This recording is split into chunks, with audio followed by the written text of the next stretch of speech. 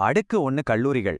இந்த பேரை கேட்டாலே போதும், நம்ம மனசுல வெற்றி, கௌரவம், ஒரு பிரகாசமான எதிர்காலம்னு எத்தனையோ கனவுகள் வரும் இல்லையா? ஆனா, இந்த பெரிய பெரிய வாக்குறுதிகளுக்கு பின்னாடி இருக்கிற நிஜம் என்ன? இந்த பிரம்மாண்டமான கல்வி நிறுவனங்கள் உண்மையிலேயே ஒரு இருமுனை கத்தி மாதிரி தானா? வாங்க, இத பத்தி கொஞ்சம் ஆழமா அலசி பார்க்கலாம். இன்னைக்கு நாம என்னென்ன பார்க்க போறோம்னா, முதல்ல இந்த அடுக்குவான் கல்லூரிகள் என்ன வாக்குறுதி கொடுக்குதுன்னு பார்க்கலாம். அப்புறம் அது எப்படி ஒரு இருமுனை கத்தியா இருக்குங்கிறதையும், அதோட தாக்கம் சமூகம் வரைக்கும் எப்படி போகுதுன்னு பார்ப்போம். அதுக்கப்புறம் எதிர்காலத்துக்கு தயாராக ஒரு செக்லிஸ்ட். கடைசியா இது வெறும் ஒரு கருவிதான், வெற்றிக்கான உத்தரவாதம் இல்லைங்கிறதையும் புரிஞ்சுக்க போறோம். சரி, முதல்ல இந்த ஒரு முக்கியமான கேள்வியோட ஆரம்பிக்கலாம். ஒரு டயர் 1 காலேஜ்ல சீட் கிடைக்கிறதுங்கிறது வாழ்க்கையில ஜெயிக்கிறதுக்கான ஒரு கோல்டன் டிக்கெட் மாதானா? இதுக்கு தான் நாம இன்னைக்கு பதில் கண்டுபிடிக்க போறோம். அடுக்கு 1 கல்லூரிகளுக்கு இருக்கிற அந்த ஈர்ப்பு இருக்கே, அதை யாராலையும் இல்லைன்னு சொல்ல முடியாது. அந்த பேர்கள்லயே ஒரு தனி சக்தி இருக்கு, ஒரு மரியாதை இருக்கு.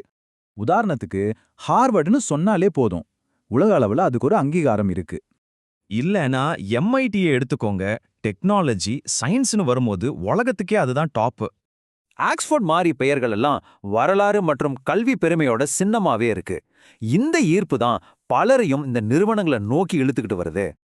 ஆனா இங்க தான் ஒரு முக்கியமான விஷயம் இருக்கு. அடுக்கு 1 கல்லூரிகள்ல கிடைக்கிற ஒவ்வொரு பெரிய நன்மைக்கு பின்னாலேயும் ஒரு பெரிய ஆபத்து ஒளிஞ்சிருக்கு. அதுதான் இத ஒரு இருமுனை கத்தியா மாத்துது.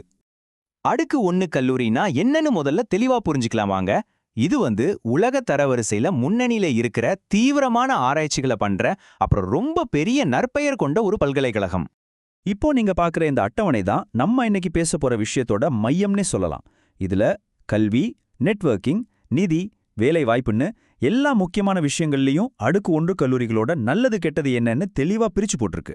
வாங்க, இதுல இருக்கிற ஒவ்வொரு விஷயத்தையும் இன்னும் கொஞ்சம் ஆழமா பார்க்கலாம். முதல்ல கல்வி. ஒரு பக்கம் பாத்தீங்கன்னா உலகத்தரம் வாய்ந்த ப்ரொஃபசர்ஸ், அதிநவீன லேப்ஸ்னு எல்லாமே கிடைக்கும். ஆனா இன்னொரு பக்கம் மார்க்ஸ், ரேங்கிங்னு அதுக்கு கொடுக்கப்படுற அதிகப்படியான அழுத்தம் பயங்கரமான மன அழுத்தத்தையும் சில சமயம் படிப்பு மேலேயே ஒரு வெறுப்பையும் உண்டாக்கிடும். அடுத்து வேலை வாய்ப்பு. ஆமா, பெரிய பெரிய கம்பெனிகளோட கதவு உங்களுக்காக திறக்கப்படலாம், உண்மைதான். ஆனால் பல நேரங்கள்ல உங்க திறமையை விட நீங்க படிச்ச காலேஜோட பேருக்கு தான் அதிக மதிப்பு கொடுக்கப்படும். இதனால நமக்கு தகுதியே இல்லையோன்னு நினைக்கிற ஒரு ஆபத்தும் இருக்கு. இதுல ஒரு விசித்திரமான முரண்பாடு இருக்கு பாருங்க. ஒரு பக்கம் மனநலத்தை பாத்துக்க அருமையான வசதிகள் எல்லாம் இருக்கும். ஆனா இன்னொரு பக்கம் அங்க இருக்கிற அந்த பயங்கரமான போட்டி சூழலே மனநலத்துக்கு பெரிய சவாலா இருக்கும். இந்த அடுக்கு 1 சிஸ்டத்தோட தாக்கம் வெறும் மாணவர்களோட நின்னுடுறது இல்ல. அது குடும்பங்கள், ஏன் ஒட்டுமொத்த சமூகம் வரைக்கும் ஒரு சிற்றலை மாதிரி பரவுது. இந்த வரைபடம் அதை ரொம்ப அழகா காட்டுது. மாணவர்களுக்கு மன அழுத்தமும் கடனும், குடும்பங்களுக்கு பணச்சுமையும் அழுத்தமும், சமுதாயத்துக்கு சமத்துவமின்மையும், திறமைசாலிகள் நாட்டை விட்டு வெளியேறதோன்னு இந்த அமைப்போட சுமைய பல பேர் பகிர்ந்துக்க வேண்டியிருக்கு. சரிப்பா, இவ்வளவு சவால்கள் இருக்கு. இந்த நிச்சயமற்ற உலகத்துல, குறிப்பா இந்த ஏஐ காலத்துல எப்படி தான் சமாளிக்கிறது? அதுக்கு தான் இந்த செக்லிஸ்ட். நீங்க எந்த காலேஜை தேர்ந்தெடுத்தாலும் இந்த 4 விஷயத்தை கண்டிப்பா செக் பண்ணணும். 1. ஆர்டிஃபிஷியல் இன்டெலிஜென்ஸால சுலபமா மாத்த முடியாத கிரிட்டிக்கல் திங்கிங் மாதிரி திறமைகளுக்கு முக்கியத்துவம் கொடுக்கறாங்களா? 2. ஏஐய எப்படி சரியா நெறிமுறையோட பயன்படுத்துறதுன்னு சொல்லித் தர்றாங்களா? 3. இந்த நிச்சயமற்ற எதிர்காலத்தை தைரியமா சந்திக்க தேவையான மனநல ஆதரவு அங்க இருக்கா? கடைசியா 4. அங்க இருக்கிற கெரியர் சர்வீசஸ் ஆட்டோமேஷனுக்கு ஏத்த மாதிரி மாறி மாணவர்களை எதிர்கால வேலைகளுக்கு தயார் பண்றாங்களா? இந்த கேள்விகளுக்கான பதில் தான் ரொம்ப முக்கியம். கடைசியா நாம ரொம்ப முக்கியமான ஒரு கட்டத்துக்கு வந்திருக்கோம்.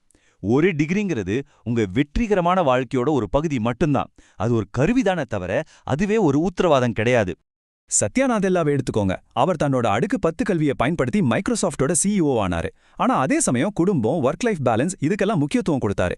இன்னொரு பக்கம் பாத்தீங்கன்னா, வேலையில ஜெயிச்ச பல பட்டதாரிகள் அந்த பயங்கரமான பிரஷர்னால அவங்களோட தனிப்பட்ட வாழ்க்கையில பெரிய விலையை கொடுத்திருக்காங்க. அதனால நம்ம புரிஞ்சுக்க வேண்டிய விஷயம் இதுதான். இந்த மேற்கோள் எல்லாத்தையும் சுருக்கமா சொல்லுது. அடுக்கு 1 கல்லூரிகள் முன்னேற்றத்தின் அற்புதமான இயந்திரங்கள், ஆனால் அதே சமயம் அழுத்தம் மற்றும் சமத்துவமின்மையின் இரக்கமற்ற இயந்திரங்களும் கூட. ஆமாங்க, ஒரு அடுக்கு 10 பட்டம்ங்கிறது நிஜமாவே ஒரு சக்தி வாய்ந்த கருவிதான், அதுல சந்தேகமே இல்ல. ஆனா கேள்வி என்னன்னா, அந்த கருவியை வச்சு உங்க வாழ்க்கையை நீங்க எப்படி உருவாக்க போறீங்க? உங்களுடைய உண்மையான இலக்குகள் என்ன, உங்களுடைய மதிப்புகள் என்னங்கிறத நீங்க தான் முடிவு பண்ணணும்.